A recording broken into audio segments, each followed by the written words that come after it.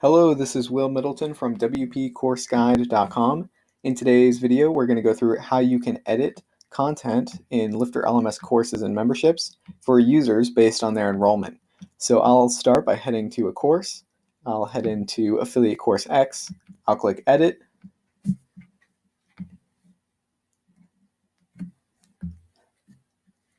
And from here, we should see the general Gutenberg setup.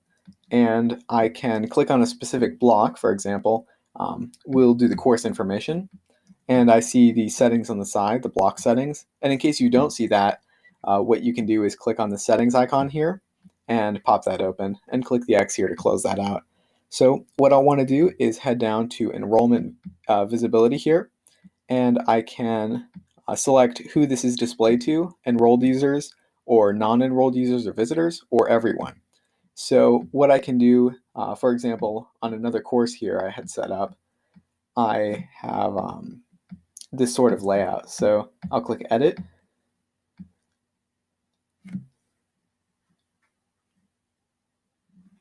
And you can see here that the Your Progress section, let's see, so Your Progress is displayed to enrolled users only. And if they're enrolled in this course, you can also change, if they're enrolled in any course membership.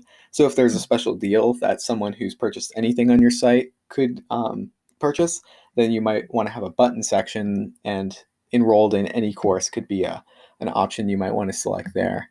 And you can also do in all of the selected courses or memberships to do multiple courses and memberships that you have to be enrolled in to see the in the content. So that is the basics of the enrollment in Gutenberg. In LifterLMS, you can also have a sales page redirect. So if a visitor shows up in a course or a membership page, they can be redirected to custom content, or just shown custom content rather, or redirected to a WordPress page or a custom URL if maybe you have a separate website that you want to send them to for sales.